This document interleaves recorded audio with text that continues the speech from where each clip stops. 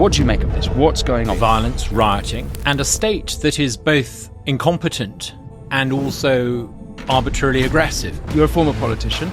What would you do? We've not really confronted a situation like this before as a country. The governing elites in Britain seem to be losing control. I actually think it's worse than that. My generation of Conservatives, look at what we've done to this country. It's on us. Do you regret Brexit at all? My child was thrown out of her school. I was unable to travel on public transport. Without question, there are certain parts of Britain that have been colonised. 1 in 27 people in the United Kingdom today has arrived in the past 2 years. 40% of foreign-born people in the United Kingdom have arrived in the past 10 years. We've never been allowed to have this discussion. I'm having this conversation with you. Hello and welcome to the Winston Marshall Show with me, Winston Marshall. I sat down with Douglas Carswell, returning from America, the former Conservative turned UKIP MP, talked to me about the riots we have been seeing about across our country, the sentiment underlying them, and the total and utter failure of the elites, be they Labour, be they Conservative, and everyone in between. What needs to be done about it? Finally, I found someone who really had thought about proper solutions for Britain. What this means for the rest of the West. We got into all of that and a lot more. A very important conversation, in my opinion. Before you hear from Douglas, if you want to support the show, all you have to do is press subscribe. If you do that, I can have more phenomenal guests like Douglas Carswell talking about the issues that you want to hear about and that the mainstream media continue to ignore.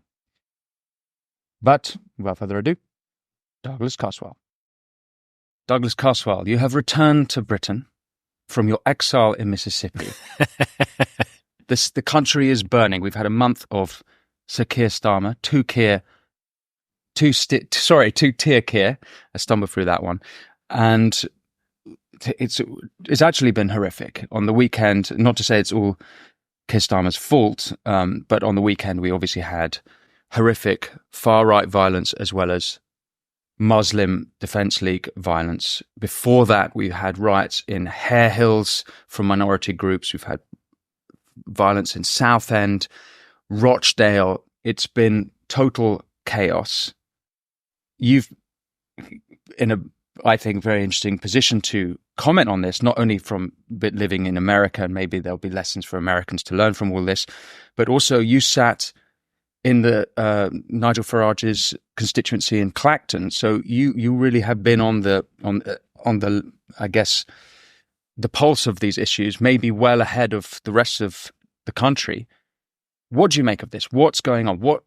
How should we understand these riots? It's horrific and deeply disturbing. I've been out of the country for 4 years. I'm on a fleeting return. I now live in the United States. I've briefly back here visiting. And it is deeply, deeply disturbing. An orderly society that had a high level of social trust, which was a byword for low criminality and high cooperation, is now becoming a basket case country where you're seeing violence, rioting, and a state that is both incompetent and also arbitrarily aggressive and doesn't seem to know how to respond.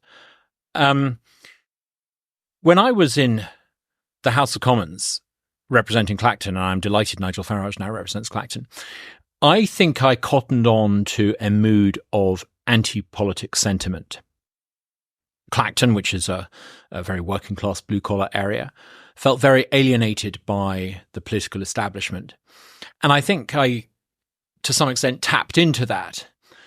I thought that part of the reason for the alienation of blue-collar Britain from the governing elite was partly because of maybe technology. Maybe the internet allowed people to discuss things independently of the governing class and they were dissatisfied. Or maybe it was something to do with, we were led to believe, the 2007-2008 financial crisis.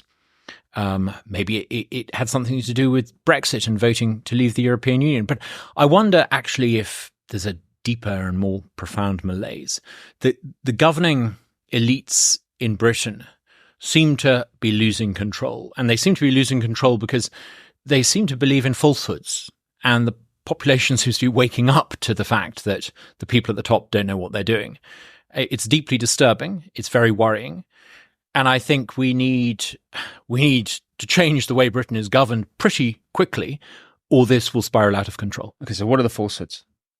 What are the falsehoods that those elites believe in? I think there are two fundamental falsehoods, and it's not a party political comment. I think Western governments generally believe in two fallacies. The first fallacy is cultural relativism. Postmodern ideology, which has marinated higher education for the past generation, if not two, in this country and most Western countries. Postmodernism teaches people to believe that there's no such thing as objective truth. Postmodernism therefore invites people who spend too long in university to come out of university believing in the virtue of non-judgmentalism. This means that you end up in a society governed by people who believe that one way of life is intrinsically of equal value to another way of life. And this matters because when you start to have large numbers of people from a different culture living within Western culture, eventually the cultural relativist approach comes up against people who do believe in something. And I think you're starting to see the consequences of this falsehood about cultural relativism playing out on the streets of Britain. Western elites have believed in cultural relativism, and in doing so made it much less essential for new arrivals from other cultures to assimilate and to integrate. In fact, the word assimilation and integration is often deemed a dirty word. It seems offensive to some progressives because it's deemed to understand to give up their culture. To insist that new arrivals living in the West give up their culture is dismissed as supremacism. I would actually say it's common sense and good. I think the falsehood of cultural relativism underlies so much of what you might call sort of woke political correctness. If all cultures were of equal worth, then progress from a cultural point of view would not be possible. Now, here's a little thought experiment. Think of Britain in the 1950s and think of Britain today. I would say that generally speaking, in terms of equal treatment of gay people, in terms of female rights, in terms of reduction in discrimination, Britain today has culturally improved. Britain has culturally progressed from where it was in the 1950s. Clearly, cultural progress is possible. If you're a cultural relativist, however, you assert that cultural progress is not possible, that all cultures are of equal worth. And you therefore end up in a situation where authorities are reluctant to tackle reports of wrongdoing in cities like Telford. You end up with two-tier policing, which you've got because the authorities are so terrified of being accused of being cultural supremacists or judgmentalists. They apply the law differently to different ethnic groups. Cultural relativism is the root cause of the problem that we're in. It explains why we have a British Prime Minister today who was happy to take the knee during the BLM, Black Lives Matter riots, and there were riots a few years ago, but today is strident in saying that the full force of law must be applied against one section of the troublemakers in the recent unrest, although notably I don't hear him talking about tackling other groups that are responsible for some of the unrest. So cultural relativism, far from leading to equality of treatment and equality of outcome, creates a situation in which different ethnic groups are treated differently. Cultural relativism is a huge problem. It makes it harder to assimilate people. It means that groups that don't wish to assimilate are not encouraged to assimilate. It means that the authorities end up treating different groups within Britain differently. You're seeing, I was going to say the Yugoslaviization, if that's not a clumsy word, of Britain, but actually Yugoslavia is probably in a better shape than we are in many ways. This falsehood of cultural relativism needs to be addressed. It needs to be tackled. It needs to be shown for the nonsense that it is. There's a second underlying falsehood that... Can we get to the second one? But so just on that, one of the problems I've noticed is that people don't even have the confidence, people don't even know how to articulate what it is to be British. I've had this conversation, or tried to have this conversation on this podcast a few times, but there's a sense of British guilt, a sense of the term white guilt has been used a lot over the last 10 years. It's not just to say that all cultures are equal or others are maybe superior, but people struggle to articulate what it is to be British. What is it to be British? Well, you end up, if you're not careful, with what you might call the sort of Gordon Brown facile identification of Britishness, where people say to be British means you believe in fair play. Well, find me a people who say they don't believe in fair play. Quite. Or the rule of law. Find me a people who say they don't believe in the rule of law. Those sort of fatuous values are actually fairly universal. Well, certainly that just doesn't differentiate us from America. Correct. I think there are certain things. First of all, I think one needs to recognize that Western culture is distinct. Western culture is based upon rationalism and reason.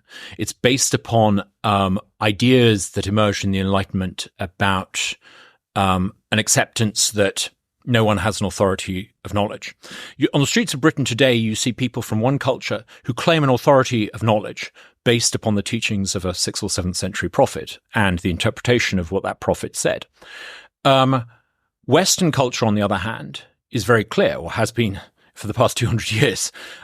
No one claims an authority of knowledge. We all recognize in the West that people in the future will know things that we don't today know, and that knowledge is incrementally revealed, not least through the scientific process and through discourse and through trial and error.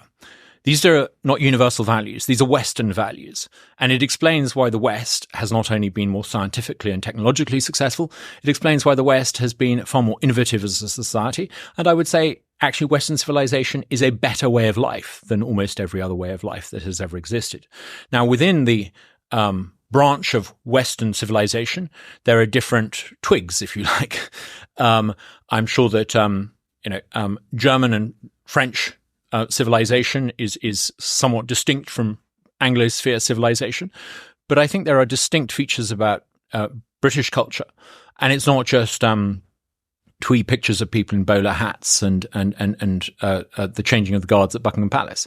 There are things that are distinctively British. I might even say distinctively English. I would say that England in particular gave the world the idea that those who make the law should live under the law. This was a revolutionary concept at the time of Magna Carta. It was still deemed controversial in 1776. It was before that. It took a while in the 1600s for the English to accept this point themselves. But the English invented the idea of liberty. This idea that no one should be above the law, that everyone should live under the law, that those who made the law should be subject to the law. That is a very distinctively English trait. I think English empiricism is a very distinctively English mindset. I think the common law and the idea of the common law is not just a legal reality, it's a cultural reality in this country. The English mindset. How often in England do you hear the phrase, who does he think he is? There's this deep sense of willingness to subvert authority in this country. It's reflected in our humour. So much English humour is about satire, about mocking those in authority. If only the BBC was true to that tradition of English humour, they would have a very rich vein of to mine, rather than be the sort of leftist cliche factory that they so often are. But these are distinctively English things, and they're recognisably English. They're difficult to define, but they're no less real for that. Do you think England is a Christian country? England is certainly shaped by, I travelled here on the tube. I came through a tube station called Parsons Green. I got off at Westminster. I travelled through places like St James and Charing Cross. It's the very map of the London Underground has got a Christian imprint. I think that if you abandon Christian faith and you move towards post-Christian secularism, you create a vacuum. And into that vacuum comes the cult of moral relativism and, the sort of the sort of neo-Protestant movement known as climate change faith. I think what I'm trying to say is, I think it was G.K. Chesterton who said something to the effect that if someone stops believing in God, they don't believe in nothing; they believe in anything, and we're seeing that. And one of the articles of faith of the ruling intelligentsia, who are no longer Christian, is that they believe in things like kumbaya, cultural relativism. Or the king saying he wants to be the leader of all faiths, yes, rather than just the faith. He clearly knows little about what some interpretations of the various hadiths might have to say. I mean, that's a comment that can only be born of post-Christian cultural relativism. Yeah. Well, actually, this is why I even asked the question, because if we're talking about assimilation and integration and different cultures being, or cultures not being equal, and if we want to talk productively about how to unite a country under a common culture, I think we need to acknowledge whether or not we're Christian. And I think we are Christian. I would argue that we are Christian. And then we'd have to look at which other cultures are compatible with Christianity. I'm pleased you used the phrase cultural compatibility, because I think this is the crux of the matter. If you're a cultural relativist, you believe that all humans are basically interchangeable and all cultures are interchangeable, and that you can accept large numbers of people from different parts of the world, and it doesn't really matter where they come from. And it does. It matters deeply. Some cultures are more compatible than others, and some human capital is of higher worth than others. This is not a statement of opinion, it's a statement of fact. There's a recent Dutch study that looked at the fiscal contribution of migrants from different backgrounds, and it's very clear that migrants from the Horn of Africa in the Netherlands, for example, are a net cost to the Dutch taxpayer, a phenomenally high cost, according to the study I saw, whereas migrants living in Holland from high capital, culturally compatible countries tend to be a net benefit to the Dutch taxpayer. So clearly, you've got not just questions about cultural compatibility, but about the worth of human capital. Now, not all human capital is the same. The problem in Britain, and let's be clear about this, a couple of shocking statistics. 1 in 27 people in the United Kingdom today, 1 in 27 of them has arrived in the past 2 years. Now, not all of those people have come from high capital backgrounds where they have a lot to offer. Not all of them come from cultures that are culturally compatible with Western values. Why have we allowed in so many people from backgrounds that are not culturally compatible with Britain? Here's another shocking statistic, and it needs to be spelt out. 40% of foreign-born people in the United Kingdom have arrived in the United Kingdom in the past 10 years. When did we discuss this? When were we allowed to talk about this? When were we allowed to debate whether or not we want this many people to come from Middle Eastern backgrounds, from Muslim backgrounds, from culturally incompatible backgrounds? We've never been allowed to have this discussion. I'm having this conversation with you. I was a member of Parliament for 12 years. Not once would the BBC have ever entertained the idea that I should be able to discuss these things. And had I ever attempted to discuss them on the BBC, I would have been yelled down and shouted down and called a racist. Clearly, we need to have this conversation. Are we going to accept this vast number of people to come and settle in our country? And if we are going to allow large numbers of people to settle in our country, can we at least discuss whether or not they should come from countries that are culturally compatible? I would put it to you that a second and third generation Pole is far more likely to be indistinguishable from a Brit than a second or third generation person from a Middle Eastern Islamic background.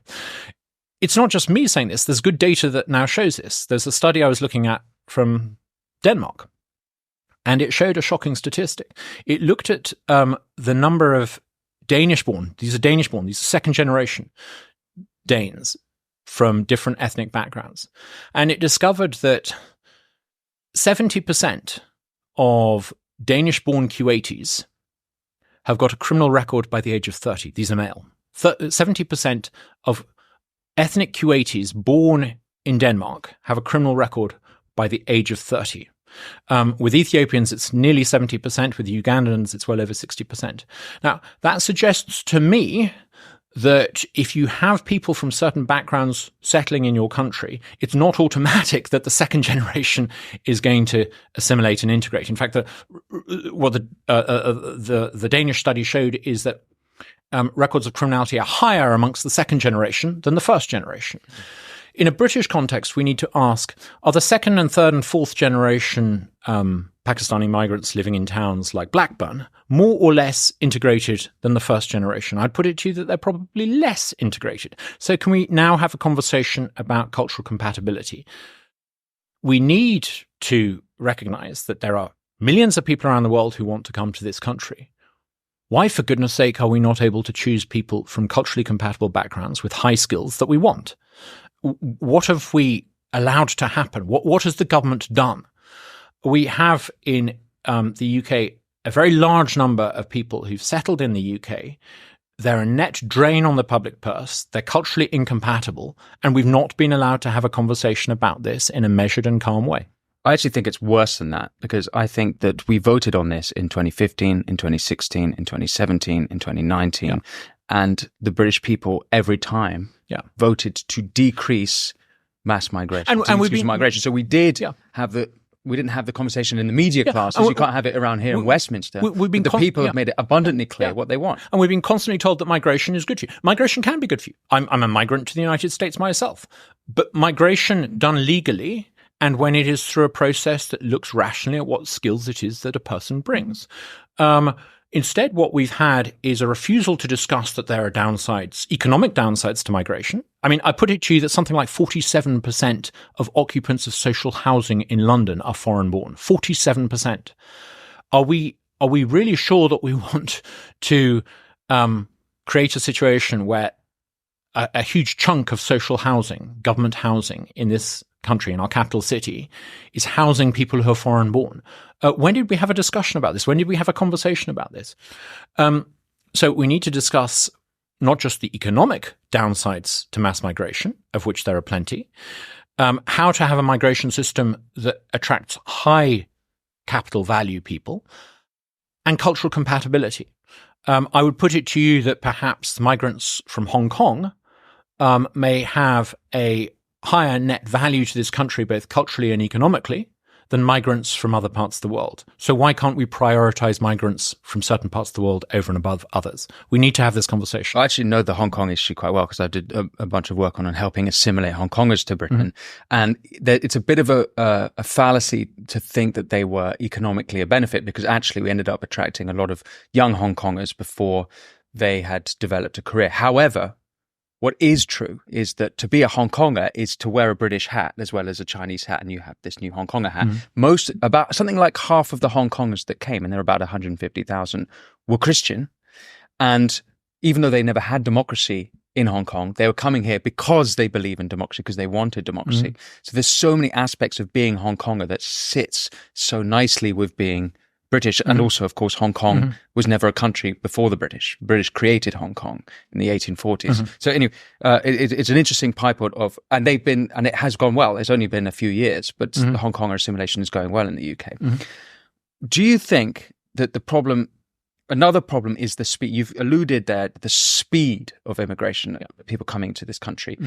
It seems to me impossible that this would even apply to the Hong Kongers. Hong Kongers are forming little enclaves. There's a little Hong Konger, there's a place in Sutton, there's a part in Manchester, where the Hong Kongers all go into one place. Because the speed is what it is, whereas maybe 50 years ago, if you were going to emigrate to Britain, you would end up being on a street full of British people, and so you were forced to become part of that culture.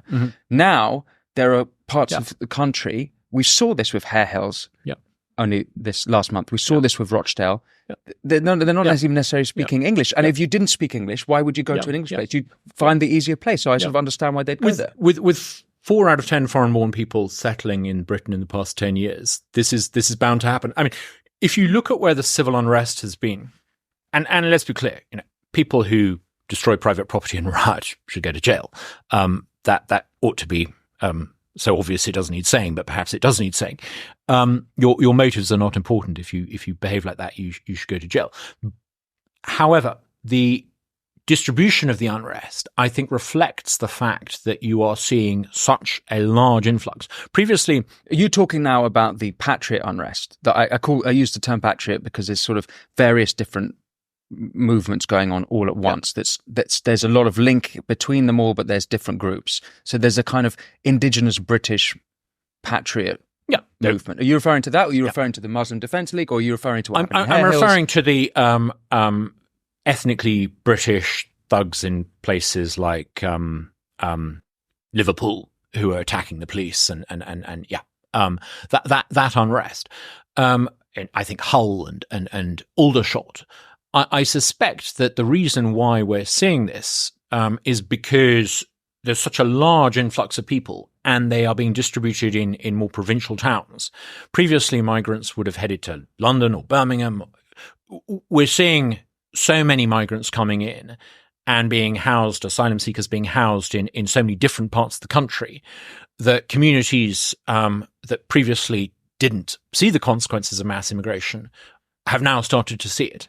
And this is why it's become such an issue on the ground. Mm-hmm. So what was the second fallacy of the elites? You said the first one was the problem of cultural relativism. Mm-hmm. You had another one that I interrupted you on. The idea that group differences can be explained by the unfairness of the system. I was very struck that during the BLM riots, our current Prime Minister, who was then Keir Starmer, a Labour figure, talked about the need to tackle systemic discrimination. I think we need to have a conversation about this. Now, this is an issue that's far more perhaps of a red button issue in the United States. The United States was founded on the idea that all men are created equal. So the idea that different Americans have different socioeconomic outcomes and different outcomes across the board is always been quite contentious. The fallacy of the governing elites, particularly in America and Britain, but also I think in much of Europe, has been that differences in group outcomes can be explained by the discrimination of the system. And I'm just not sure that this fallacy can survive for much longer. I mean, I think there needs to be, and there is increasingly recognition that group differences often reflect things like different time preferences. A time preference being the extent to which an individual is willing to defer gratification or invest today for tomorrow.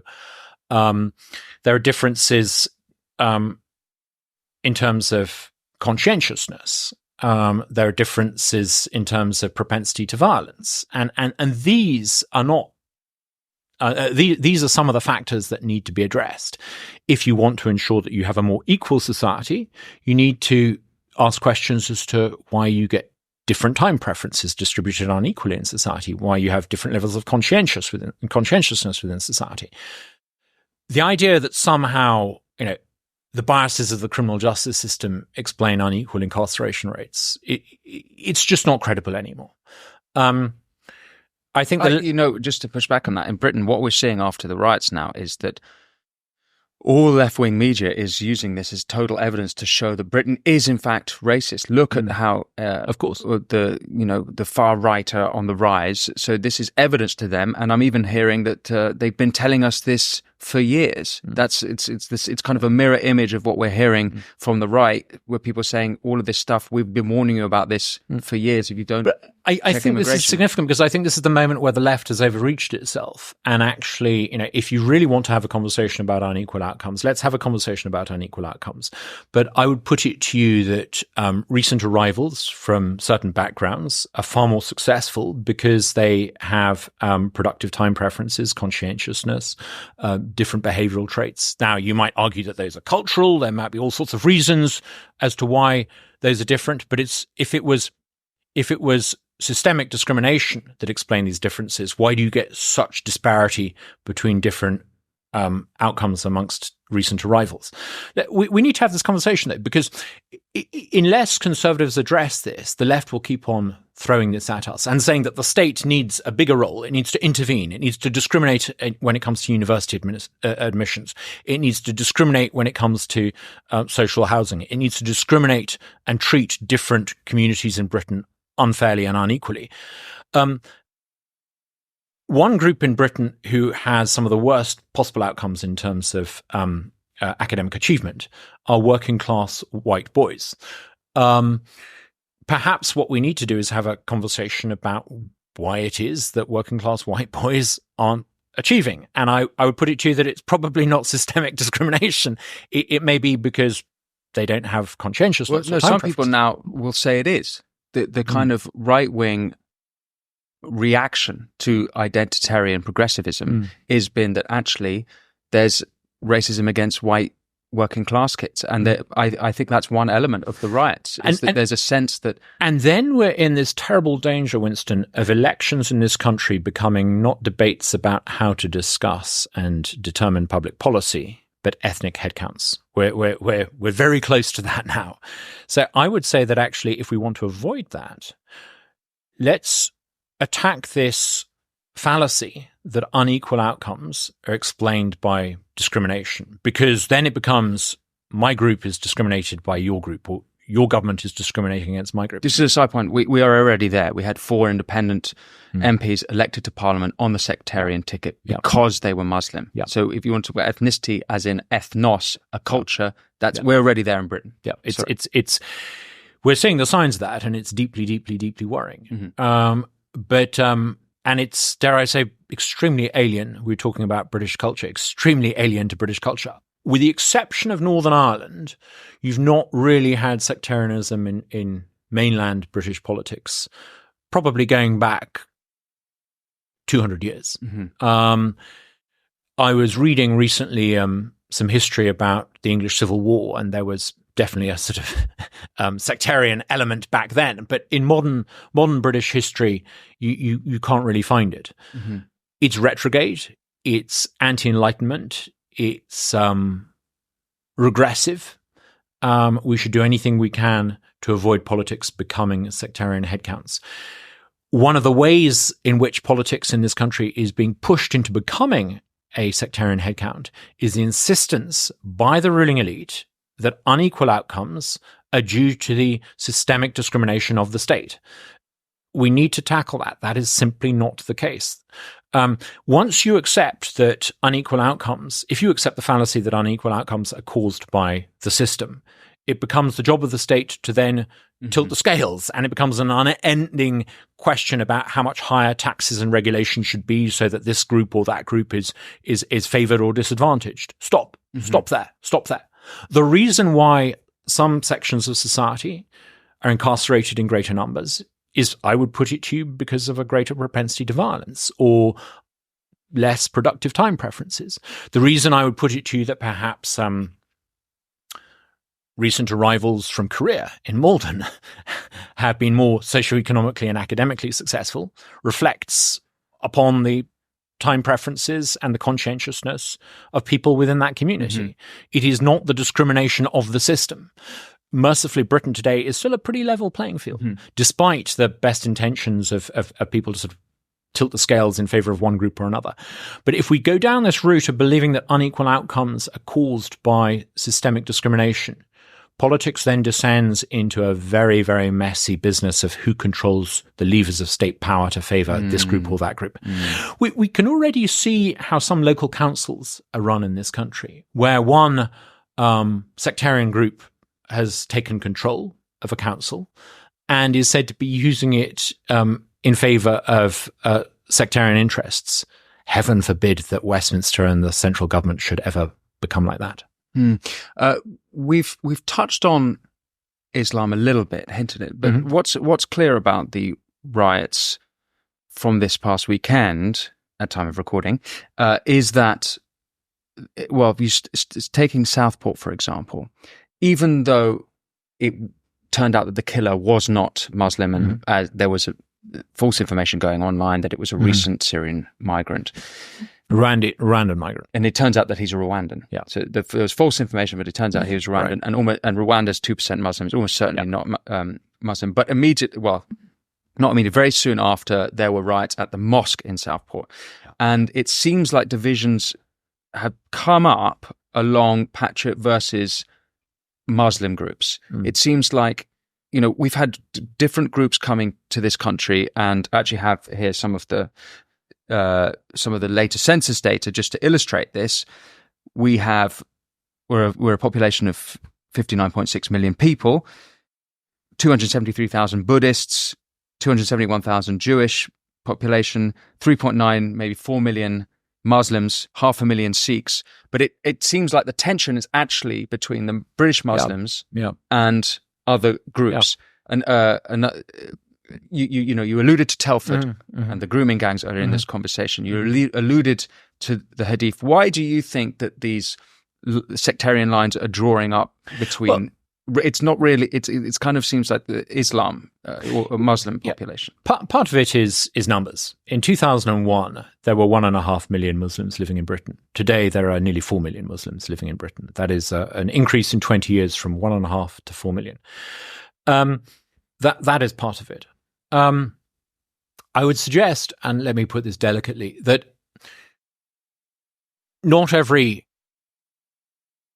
culture is perhaps as strident as some within the Muslim community when it comes to asserting their identity and local dominance. I would suggest that if you go into those parts of London that have a large Korean population or those that have a predominantly Hindu population, you will see outward signs of Korean culture or Hindu culture. You will see the temple. But I don't think there's political Hinduism. There is political Islamism. I read some years ago a book called Milestones by Saad Qutb, the founder of the Muslim Brotherhood. And it's a sort of, for those who are not well versed in this, it was a sort of Muslim version of liberation theology. It's a political treatise based on religion, and its aims are clearly political. I'm not sure that having a large number of people, and I don't think most Muslims, most of the 4 million Muslims living in Britain would subscribe to the agenda of the Muslim Brotherhood. But if you have a significant number who do, and who do see the world the way Saad Qutb interpreted the world, you have a major problem. Mm-hmm. Now, people like to tiptoe around this subject, with the notable exception of brave people like Douglas Murray. Very few people like to talk about this. People prefer to retreat into kumbaya cultural relativism. But not all cultures are the same, and not all cultures that have come to Britain have been as willing to integrate and assimilate. Now, there is, without question, there are certain parts of Britain that have de facto been colonized by outside cultures. There's no colonized. There's no easy way of saying this. Now, so you're implying intentionally colonized? No, I don't think so. I mean, if you go back far enough, there were large numbers of Huguenots living in parts of London, but I suspect the descendants of those Huguenots are pretty indistinguishable from anyone else you might meet. When I say colonized, I mean it's a spontaneous process where people come in and settle, and rather than establish relationships and integrate and raise a second generation or a third generation who adopt elements of British culture to the point where they become indistinguishable from the rest of the people in the country, you've had the settlement of parts of the country by people who don't integrate and who don't assimilate. And this is undoubtedly the case. No one likes to talk about it. Labour politicians don't like to talk about it because it implies that somehow they're not representative of their whole communities. Well, we saw at the last election where 5 people from pro-Gaza tickets were elected. Clearly something is going on in those communities. Clearly, in certain parts of the country, there are people who now feel they no longer need to align themselves politically with Labour. So Labour doesn't like to talk about it, perhaps out of concern as to... Well, Jess Phillips, who's a MP, Labour MP in the Birmingham area, will never mention the way she was shouted down at not the hustings, but the announcement which she'd won at the last election a month ago. She won't name who it is, but it's quite clear who it is, which males of which group are attacking her and consistently. And we saw this again last night before this conversation.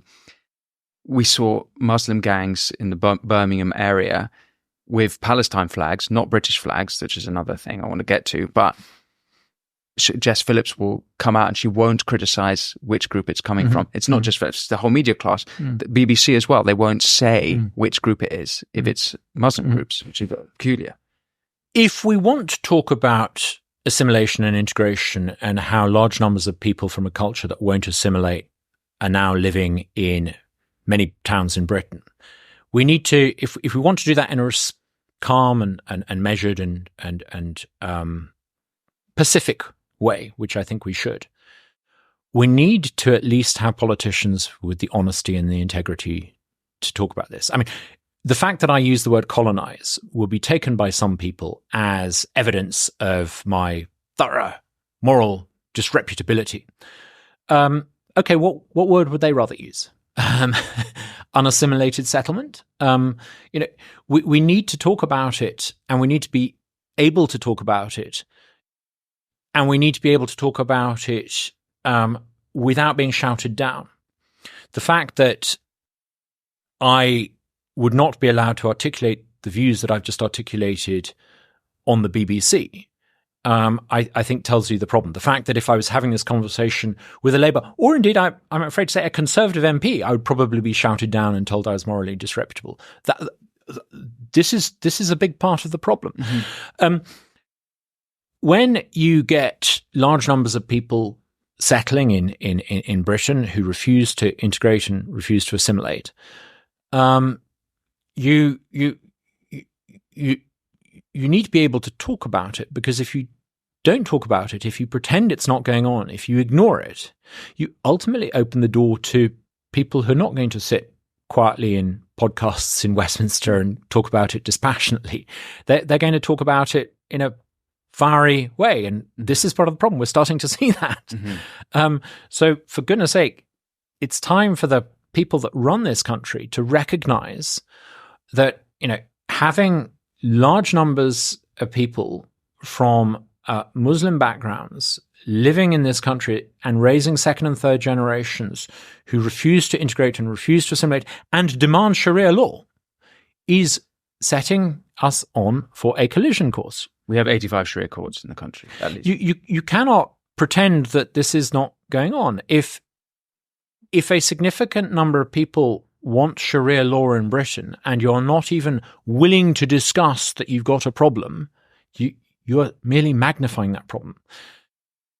The other thing we need to recognize is that if we don't talk about this problem now, when are we going to talk about it? The longer you leave it, the tougher and more difficult the conversation becomes. I would say to you that there are a vast number of Muslims living in Britain today who are middle class and want the things that middle class Hindu Britons and Christian Britons and secular Britons want. I'm not sure that a period of sectarian politics where we can't even talk openly about what's going on is going to reinforce the number of middle of the road and moderates. What we're in danger of doing is driving people into camps. This is the terrifying thing about sectarian politics, about ethnic politics. It forces people to identify with something based on not the righteousness of the argument, but their ethnicity. So step one, talk about it. But, you're a former politician. What would you do if you were in power now? There are 6 things I would do. Number 1, I would reverse the absolutely disgraceful decision to reduce the number of prison places and let convicted felons out. I think that probably acted as a bit of a red flag to some of the thugs on British streets, because to announce that anyone convicted of a prison sentence is going to be let out early kind of removes the deterrent effect. So reverse that decision. Sentences are going to be reduced by 40%. That means that there might be about 40,000 people released early. And there's even a report that includes grooming gang perpetrators. So step 1, reverse that decision. Do whatever it takes to make sure there are prison places to incarcerate wrongdoers. Step number 2, absolutely throw the book at anyone rioting and destroying private property. If you're a free market libertarian like me, you believe in the sanctity of private property. If someone destroys private property or riots or threatens an individual's persons, absolutely throw the book at it. It's the purpose of the state. Do what it takes. Number 3, do it in a way that is absolutely colorblind and culture blind. Mm-hmm. No more two-tier policing. It is insulting to British people to tell them that there is no two-tier policing. Of course, there's been two-tier policing. We see this with the evidence of our own eyes. Look at how the police responded when large numbers of protesters were burning Israeli flags. Now, there's an argument for saying that softly, hands-off policing when you're faced with demonstrators is the way forward. Great, fine. We didn't see that in northern British towns over the past few days. So make sure that there is one-tier policing, that if you break the law and riot in Britain, you're treated the same, whatever your so-called cause or motive. Step 4, acknowledge that it is entirely legitimate. It's not morally reprehensible. It's entirely legitimate for someone to be concerned about mass immigration, for someone to be entirely concerned about 1 in every 27 people in the United Kingdom having arrived in the past 2 years. It's entirely legitimate for someone to be concerned and opposed to having 40% of foreign-born people having arrived in the past decade. Those are entirely legitimate concerns, and it doesn't make you a bad person for not wanting mass immigration. Step number 5, acknowledge that cultural compatibility is an important part of the immigration discussion. Not all cultures are the same, and not all migrants are the same. And if you're going to have a migration system, it should be informed by issues of cultural compatibility. Step number 6, create an immigration and citizenship policy that, number 1, removes people who have entered the country illegally. Without question, if you're in the country and you've entered illegally, you need to be removed. But also open up the possibility that people who have values that are incompatible with Western values can be stripped of their citizenship and removed. Even if they're British born? If you advocate for Sharia law, I don't think you're ultimately going to be compatible with the other people that live in this country. Where would you send them? If you want Sharia law, there are other options. You cannot ultimately have large numbers of people advocating for Sharia law in a unified country. You can either balkanize the country, or you can address that problem. It's going to be difficult. It's going to overturn some of our long-standing assumptions. But fundamentally, you have to be able to remove citizenship from people who advocate for values that are incompatible with Western culture. If you don't do that, you will end up in a situation where you balkanize Britain. You're already beginning to see that. So you're not a free speech warrior then? I believe that anyone should have the right to advocate for different ways of life, but I'm not sure that I want people to advocate for different ways of life in this country. I think if you live in this country, you have to subscribe to certain basic standards. We need to recognize that we've not really confronted a situation like this before as a country, where you have people who fundamentally want a different, a theological form of government. It's not compatible with the idea that our rights, if you are with the English tradition, you believe that rights are inalienable, that you're born with certain rights, the idea of natural rights. If you believe in theology, you ultimately are going to be on a collision course with the British way and British culture. Okay, so what's the 6th one? That was the 6th. Okay, yeah. Okay, so that's a. So I can. Do you want me to recap? Yeah, you've got prisons. Reverse the decision to reduce the number of prisons.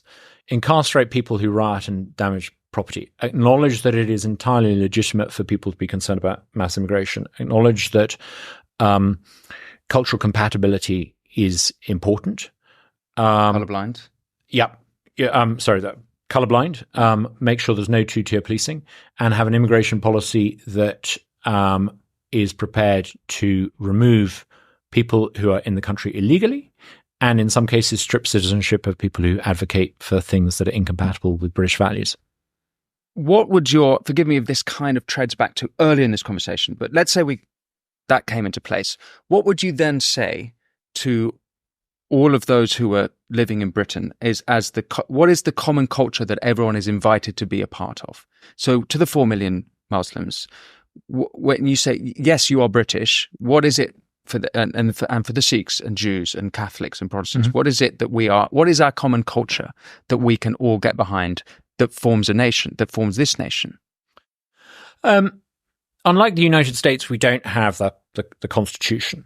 We don't have the Declaration of Independence. We don't have George Washington's sublime letter to the Jewish congregation in Rhode Island, which I would say is probably the third founding document of the United States. We don't have that to draw on. We do have an institution, the parliamentary democracy. And I think that is a unifying force, a unifying factor. Belief in the common law. There was a time when you might be able to say the Book of Common Prayer, or you might be able to talk about Christianity. Well, I pushed you on this earlier. Goodness, we're missing that. We're missing that. Think how much easier this would be if we had,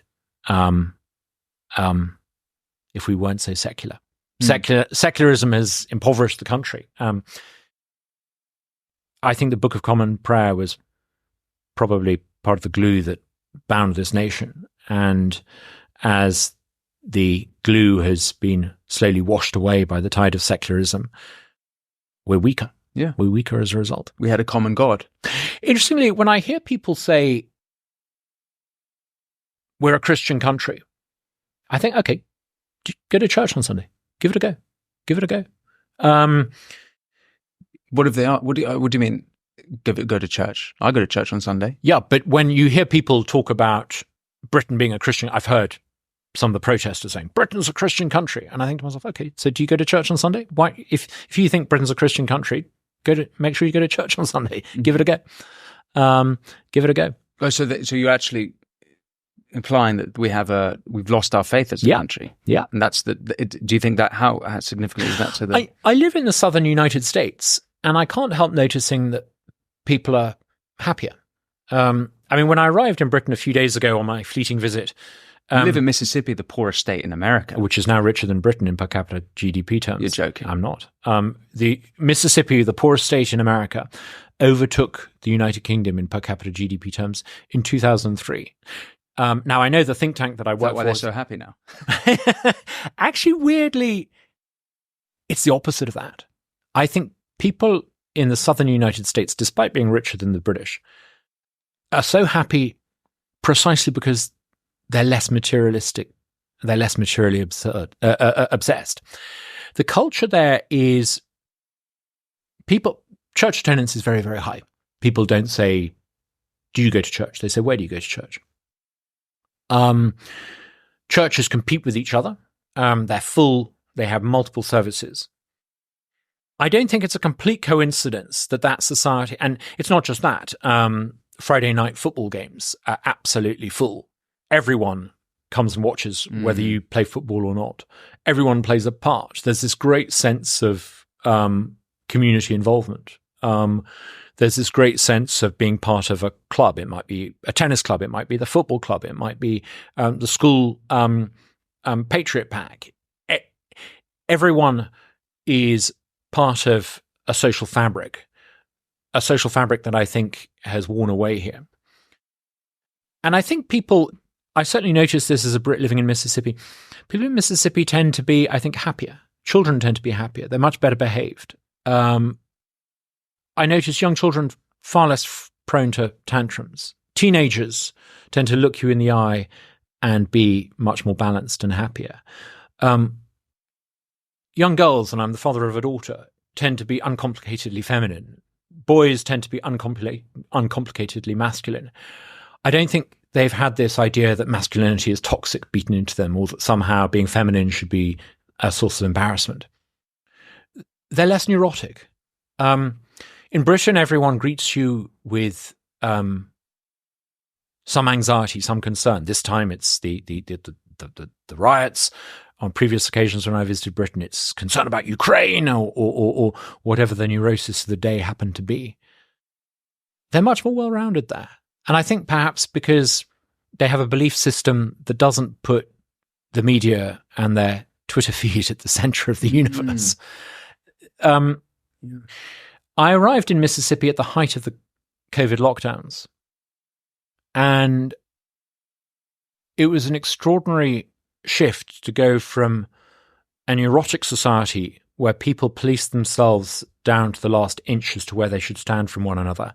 And they wore these face masks, not based on science, but some sort of voodoo belief that would protect them. And where people would stand on their doorsteps and applaud a state agency for insisting that they be incarcerated in their own home in order to protect the state agency.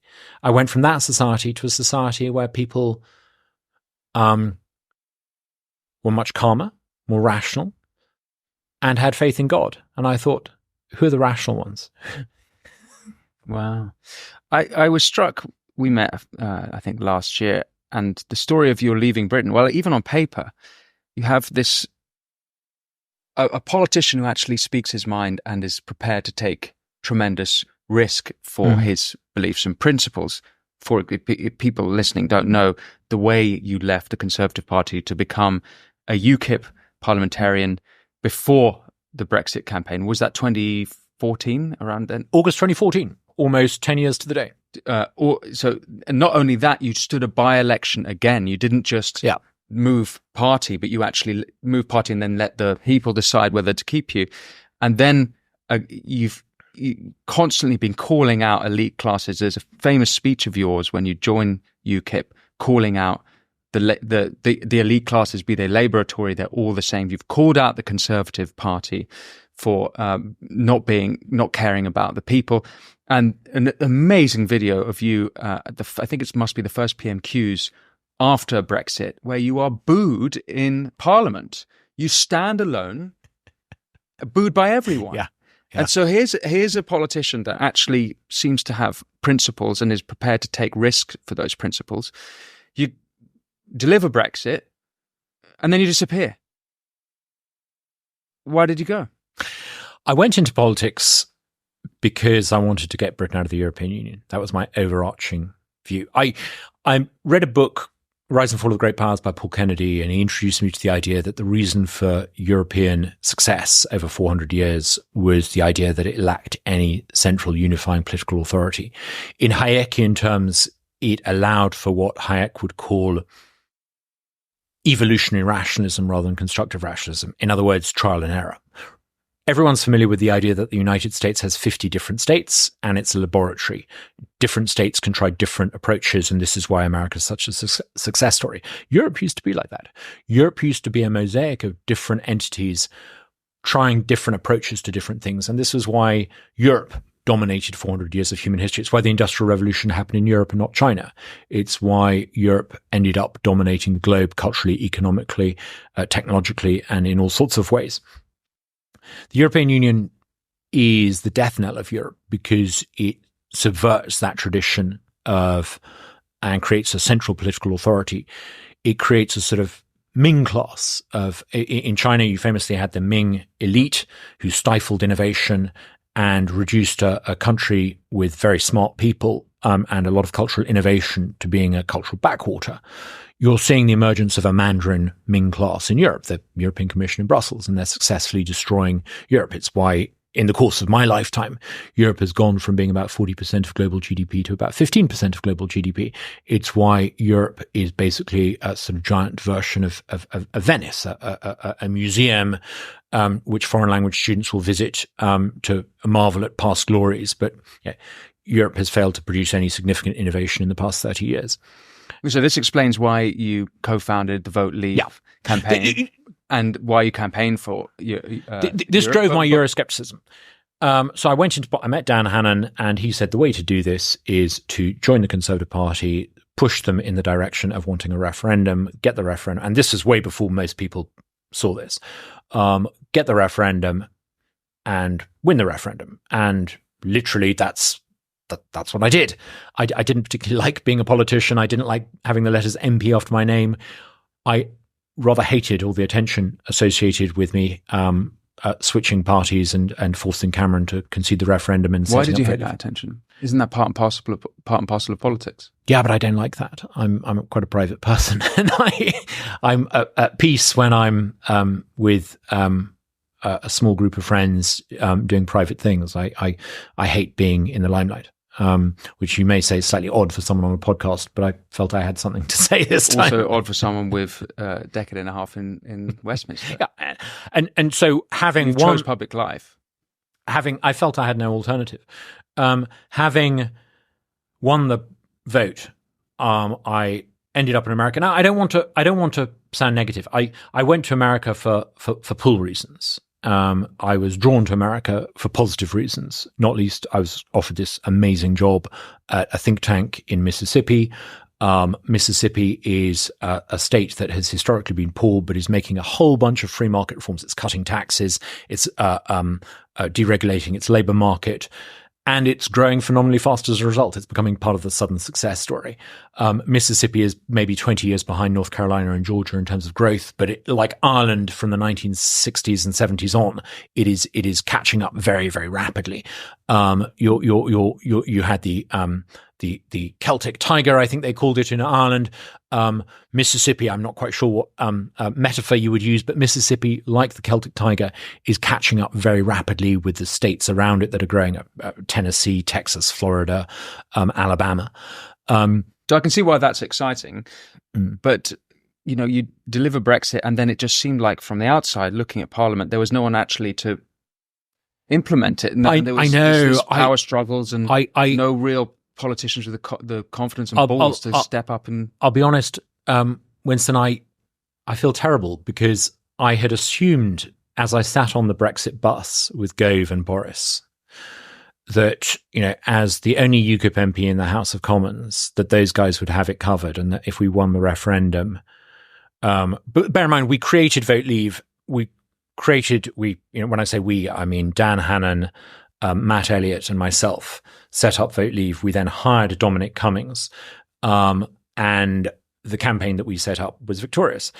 We created this army for Gove and Boris to head.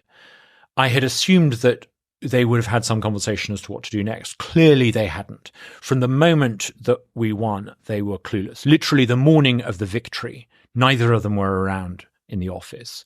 When they eventually showed up, they sounded sheepish, and frankly, they sounded a bit like Keir Starmer making a speech, sort of rather stuttery and hesitant. They then were so unforgivably incompetent that they ended up putting Theresa May in charge, if you remember that 2 or 3 awful years. A Remainer. They put a Remainer in charge who tried to undermine Brexit, the consequences of which we're still living with. So that you stood down in 2019, right? 2017. 2017, okay. 2017. Boris, having bungled it the first time, then gets in eventually, and then ends up doing utterly unconservative things like signing us up to net zero so that we have an energy policy that has priced the UK economy out of global markets. One of the reasons why we have a fall in living standards in Britain is because of Boris Johnson's energy policy, implemented perhaps to impress his young partner, some would say. Yoko Ono. Marie Antoinette. Anyway, Carrie Antoinette, I think she's called. But so you end up with Boris in charge, who then opens the floodgates on immigration. So you have a decline in per capita living standards because you have such a large number of people coming in without the skills. So Boris makes a mess initially of post-Brexit, ends up with May in charge. He then takes over. He then implements net zero. He then implements open border immigration policy. Worst of all, actually, he fails to reform the machinery of Whitehall. And this is a point of interest to me because before I went to America, I tried to set up something called the Good Governance Project. It was an attempt. I went and talked to a lot of the Blair-era civil servants and ministers.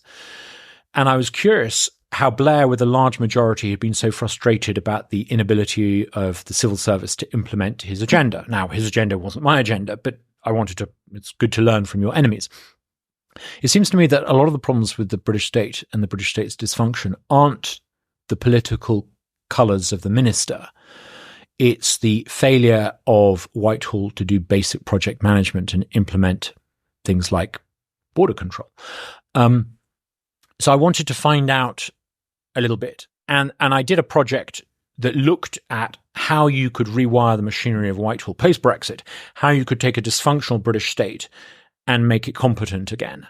I think a root cause of the problem is that you've got a triumvirate of the Treasury, the Cabinet Office, and Downing Street at the centre, which leads to a lot of the dysfunction. So I advocated and drew up blueprints for a department of the Prime Minister, a proposal to do away with essentially the Cabinet Office. Now, this blueprint was offered to Boris when he came in 2019 with a large majority, and there was no willingness to do it, no willingness to take on the civil service, no willingness to make sure that the officials in Whitehall actually implemented the government's policy. And it became clear to me in 2019, by the end of 2019, well, beginning of probably 2020, when Cummings and Boris and the rest of his gang showed absolutely no interest in changing the machinery of the state, it became obvious to me that they were going to end up powerless. They would end up like a bad episode of Yes Minister, in office but not in control. Ministers would end up issuing press releases because they couldn't change things on the ground. Their press releases would have all the efficacy of a Soviet statement on tractor production targets. Ministers would be pulling at levers and jabbing at buttons that were long since disconnected. And this is exactly what happened.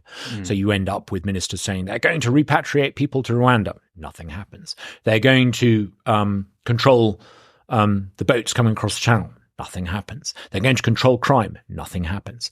So I think Boris made a series of mistakes, but his single biggest failure was a failure to use his 2019 majority to re-engineer Whitehall and get control of the government machinery. And indeed, his failure to do that ended up with the civil service ultimately orchestrating a coup against him. That's, in effect, what happened. He was thrown out of office because he was found guilty by Sue Gray, who's now the chief of staff to the Labour Prime Minister, for not eating a piece of cake at a birthday party. Oh, and COVID, of course. COVID was another catastrophic policy blunder. But again, that was the Whitehall machinery basically forcing its agenda on a schoolboy cabinet full of people like Matt Hancock. You were still in Britain at that time. Yeah. You must have been seeing this completely frustrated. Yeah, so seeing it firsthand. Yeah. For Brexit to get done. Then you see... I wasn't in the House of Commons, but I think I had my finger on the pulse as to what was going on. And I thought, this is going to end in disaster. If you are, this was even before the COVID lockdowns. If you're not willing to... A successful Conservative government needs to treat the mandarinate who run this country, the civil service who runs this country, the way Margaret Thatcher treated the National Union of Mine Workers. You need to recognise that it is the enemy. You need to set out to destroy it, and you need to crush it. Until you do that, you will never have Conservative policies. Until you do that, people can vote for small c Conservative governments all they like. They will end up with left-wing public policy. Once I realised that Boris's lot were not willing to do this, I thought, if you believe in liberty and freedom the way I do, you're better off trying to fight for liberty and freedom across the pond. Do you regret Brexit at all? Do you think it was worth it? I don't regret it for a moment. Imagine if the American War of Independence had been fought. You had secured your independence at Yorktown. Instead of sitting sensibly in Philadelphia and putting in charge the founding fathers, you had put a chancellor like Aaron Burr in charge. We achieved our independence peacefully in Brexit. We put a group of chancellors like Aaron Burr in charge. We have yet to produce a new settlement like the founding fathers did. And we need to produce a new settlement, a new constitutional settlement, a new political settlement. We're floundering because we've secured our independence. We've come to see finally how dreadful we're governed. Up until this point, up until Brexit, people could have blamed immigration on Europe. We couldn't have controlled our borders because of EU rules. What's significant this time is people recognize that actually, no, it's not Brussels. You can't blame foreigners for being badly governed. The fault lies within ourselves. So things are dire, but the recognition that it's sclerotic British incompetence that is the problem is ultimately going to provide us with a solution. We need far-reaching fundamental change in this country, though. So things are worse, right? So at that point, at least the Conservatives, from your point of view, were in power, so to speak. Now they're in office. They're in office, right? Yeah. Sorry, you made that point. But they never had the civil service and all the various arms of government. Westminster. They also incidentally had 20 years of diversity hires, which has seriously diminished the competence of the Conservative Parliamentary Party. The Tories did. The Tories, yes. I mean, Labour has had all-women shortlists and diversity hires for 30 or 40 years, and it shows, by the way. The Conservatives have only had it for about 20 years, but enough to do serious damage. David Cameron introduced lots of bad innovations, but his worst innovation was to centralise control over party candidate selection. Up until then, it was largely a matter of local party members to decide who their candidate was. Sure, the centre could select and sift to make sure you kept out cranks and, David Duke type weirdos. But they largely left it to local people to select. And largely speaking, local candidates were selected on the basis of competence and affability, and partly ideology, but competence was a big part of it. After Cameron comes in and creates top-down A-list candidate selection, you get a lot of utter third-raters. I mean, look at half the composition of the previous cabinet. Half of these people couldn't show up for a Zoom call on time. I know from first-hand experience. I've tried to deal with some of these people on a day-to-day level, and most of them are just not competent at basic back and forth decision-making. I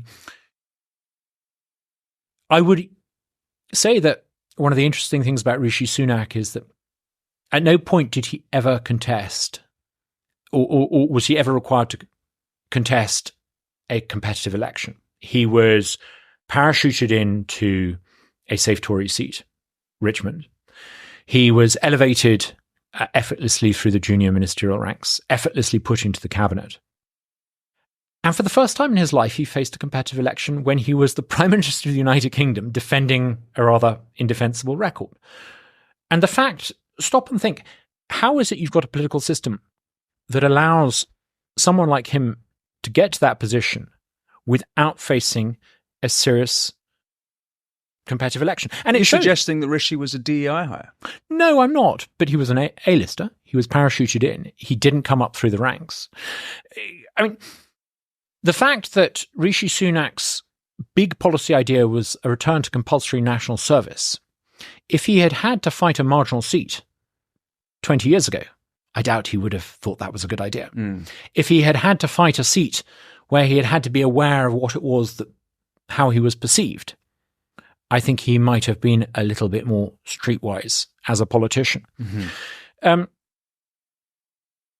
How many people in the previous cabinet had ever had to fight and win a seat the way I and others did? I mean, don't use me as an example. Use someone like Grant Shapps.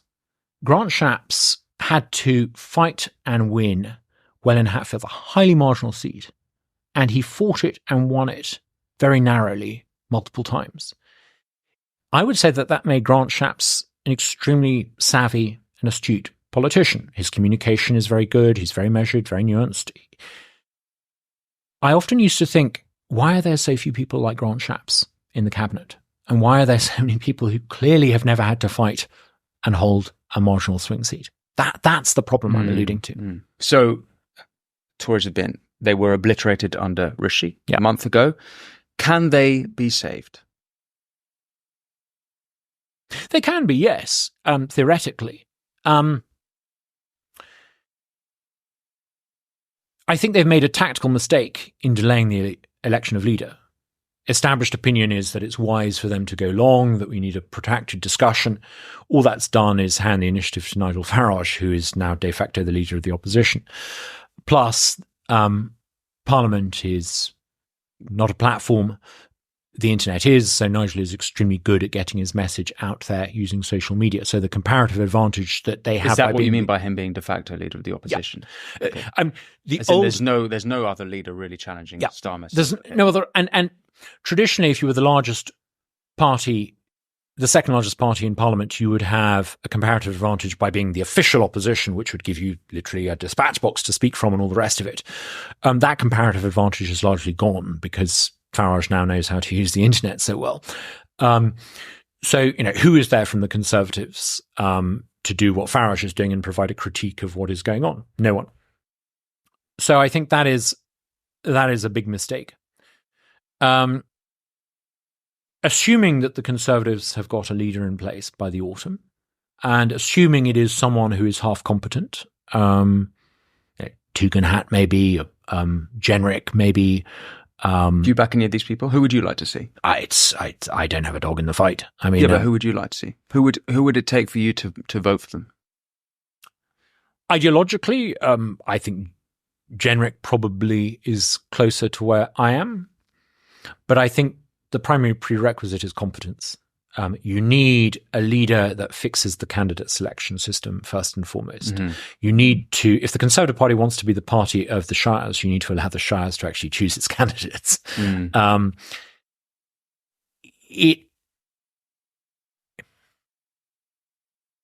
Competence is the number one characteristic, I think, that matters above all else.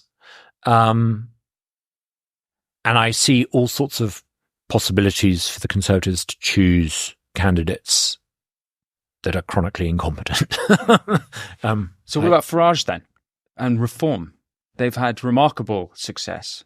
Over 4 million votes at the last election, although only 5 seats. Yeah. And he's sitting in your beloved Clacton. Well, when you were the first MP when Rishi Sunak called the election, I instantly sent a message to Nigel saying, "You've got to run; it'll be hilarious." And he was like, "No, I'm not doing it, Wait, it would be hilarious. Yeah, hilarious. But wait, why would it be funny? Oh, because you've got to see the light side. I mean, you had some schoolboy politician getting drenched in the rain, who clearly had absolutely no clue how to hold a press conference, let alone run a country. You had Keir Starmer, who was sort of less said about him, the better. I mean, I get why it's hilarious, but isn't it more pressing? Like the country we're losing Britain. Isn't that the foremost reason and that to too, run? and that too. But I also thought it would be hilarious. And he was like, no. He changed his mind, and no one was more pleased than me. And I couldn't really do much, and I'm not sure that I'm not sure that I could be helpful. I wrote an article designed so that if they needed to win any fans that I happen to have, not that I claim to have many, but they could sort of show it to them, saying why Clacton should vote for Nigel. Delighted that he won. Really touching. Got a message from him in the early hours of the morning. I've been there. I know what it's like. To think you take the time out to message the previous but one MP who you haven't always seen eye to eye with. Very, very, very pleased for Nigel Farage. But boy, I think some of us who've been Nigel's critiques have to eat a bit of humble pie. I've been a critique of his, but he's had to keep coming back like the Duracell bunny because of the failures of the people who ought to know better, who ought to be competent. There's no point blaming Nigel. The catastrophic failures of the Conservative Party, which ideological competence, candidate selection, have made him essential. I hope that Nigel creates a movement in the tradition of free market, patriotic, non-ethno-nationalism. I'm very concerned that actually you might see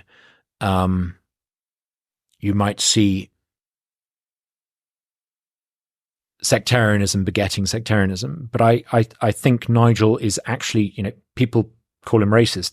Actually, I think that's completely false. He's the opposite. Mm. He's an antidote. If he's the antidote to racism. If you want a leader of the right who's true to the traditions of this country, I think he's a good thing. That sounds like quite the endorsement. Yeah, I'm not sure it would. Yeah, I'm not sure he needs my endorsement, but I think you seem more excited talking about reform than moments ago talking about the Conservative Party. Yeah, no, I am. I mean, I feel really sad because there are a lot of good people who I know and like Grant Shapps, Jeremy Hunt. I'm genuinely fond of them. I like them. They're as friends. They were friends. Yeah. Perhaps past tense, but no, I don't mean that in a nasty way. They're good people. They're good. Jeremy Hunt is a good, decent person. They're good people.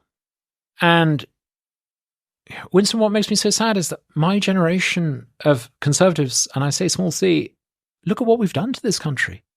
It's on us. We can't blame the generation above us or below us. I'm in my 50s. It's us who's done this. We've taken a well-orderly society that was productive with a high level of social trust, and we've turned it into this.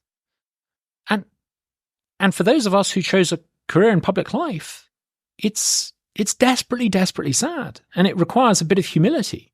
And it requires a bit of acknowledgement that maybe people who we never allowed into the mainstream conservative conversation, like Tice and Farage, were right. And maybe podcasters like you and Jordan Peterson were right. And maybe those of us who monopolized official politics, maybe we're the ones who are wrong. So yeah, it makes me very sad. We need to do what we can to fix this. Would you be running again? Would you consider coming back? After what I've said on this podcast, I don't think there's much chance of that. No. On the contrary, this is in line with you actually being a man of principle and standing. It's so frustrating hearing politicians towing the line. It's just all you get from the main parties. This is the appeal of Farage and reformists, that they just say what they think. I'm going to be completely candid with you and completely human. If I was the only thing I cared about, I would. After doing everything I could to get my country out of the European Union, and I don't want to go into too much detail, I found it very hurtful when my child was thrown out of her school, when I was unable to travel on public transport with my family in London for a period of about 6 months, when the opprobrium of centrist dad times columnists, the demonization of people like me, I have to think of other people than me. I am very happy in the United States. I think that is where the citadel of liberty is, and where the fight for liberty needs to be won more than anywhere else. If American exceptionalism is maintained, if we prevent the progressives in America reducing the United States to being a North American version of France or Belgium, then the United States will endure and liberty will endure. And if the United States once again has to come to the old world to rescue the old world from the nasty isms that the old world constantly creates, that's my fight. I wish people here well. I'll do what I can, but I'm committed to fighting for freedom and liberty in Mississippi. And if I may say, in 3.5 years in Mississippi, I think I've been able to achieve more than I was able to achieve, Brexit aside, in 12 years in Britain. When I talk to Conservatives in Mississippi about tax cuts, they actually want to know the details so that they can draft a bill. When I talk to people in Mississippi about how we can tackle DEI ideology, you can actually have a proper, impactful conversation. When I talk to people in Mississippi about universal school choice, I remember once having a conversation with Michael Gove when he was Shadow Education Minister about the need for universal school choice. I said, charter schools or free schools are great. Extending Labour's academy program is great. But you realize this is all reversible. When you get a Labour majority government, they can undo all the things you're doing, all the good work you're doing on the curriculum. And sure enough, it's come to pass. I said to him, And I remember it clearly. We were sitting in a corridor in the House of Commons. I said, what you need to do is give parents control over their child's share of education funding. If Gove had done that 10 years ago, these would be irreversible changes. You would have changed the education system in this country for the better, and you would have changed the cultural assumptions within the education system in a more conservative direction. No willingness to do it. No appetite for doing it. I have these conversations with politicians in Mississippi, and they are enthused and excited about all this. A good life hack is to go where you're appreciated. I appreciate that honesty. What you're saying resonates because, it's quite something to hear someone with such a successful political career as yours to say such a thing. But it seems to me that it's not just in the political sphere, but entrepreneurs are going to start leaving the country. As we hear, taxes are going up.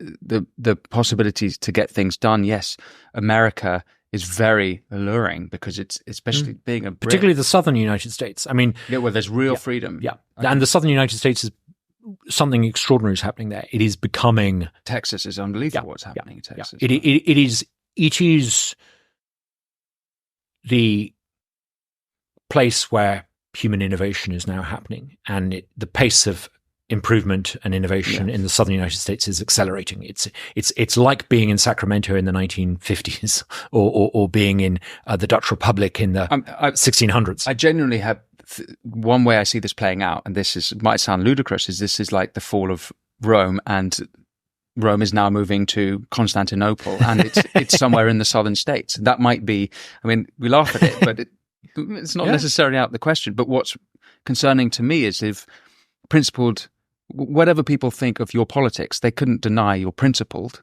And if you feel how you felt, and I totally understand that, so many families were torn apart and friend groups torn apart over Brexit. Brexit's old news now. Is that every year there's a new topic. This weekend will split families up again. I'm worried the best of Britain are going to leave. The leaders are going to leave. And so things are only going to get worse. I don't see much hope. I don't see the talent. I don't see the talent in Westminster. I don't see the talent. Ayn Rand's book Atlas Shrugged was a warning. It was a warning. It wasn't a fairy tale. If you elect to office socialists that implement parasitic politics, if you create a society where in order to create wealth, you need the permission of people who create no wealth, which is exactly what we've done in this country. You will drive out the productive and the producers. I don't claim to be productive and the producers, but where are the Elon Musks going? For all the facile talk about the Cambridge corridor or triangle or whatever, no. They're going to the southern United States.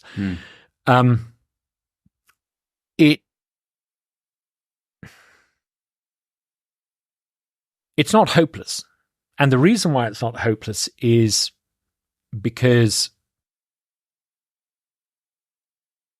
there will come a time, and I think that time is almost here, when people realize, and weirdly, given that it's just been an election and you've got a super left-wing majority in Parliament, there will come a time when people realize that there needs to be an alternative. We've had a uniparty in government in this country since, I would say, November 1990. There needs to be an alternative. Something like that happened in 1977, 1978. I was too young to remember it, but people tell me it happened. There's a realization that everything we'd done from 1945 up until the late 1970s had been basically Butzkelism, a pale version of socialism. I think we're coming to a realization now that something similar is needed in this country. Fortunately, because of podcasts like this, because of the internet, because of the democratization and globalization of opinion forming, I think it will become relatively straightforward for the equivalent of stepping stones, the sort of Thatcher template, to take shape. Thatcher only had to address basically economic problems. I think the next Thatcher revival needs to address cultural issues more than economic issues. It will happen. But I think it's going to take brave people in Reform and the Conservative Party to come up with ideas that go beyond anything that is currently deemed as within the bounds of acceptable opinion. I talked to you earlier about the need to strip people of citizenship we need to have conversations like that. It's not just a case of leaving the the ECHR.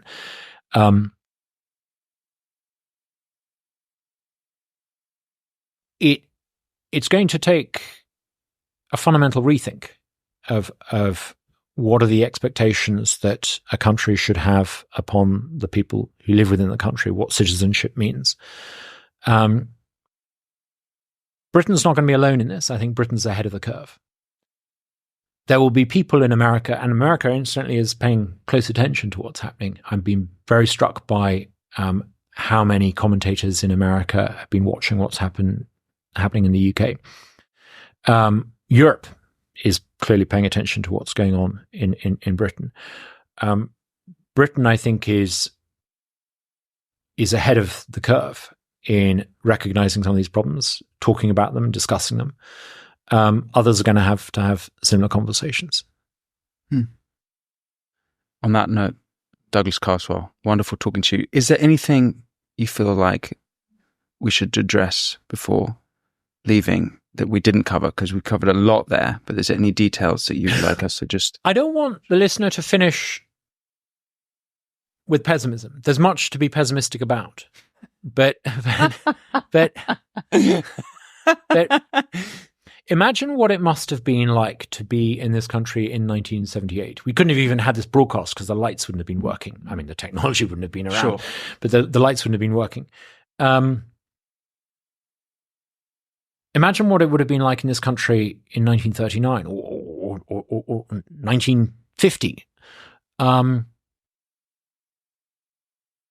country can fix itself, but it needs to recognize it's got serious problems, and it needs to recognize that the current establishment, the current disposition of power is not going to fix it. It needs to fundamentally remove the current establishment and replace it with one that works.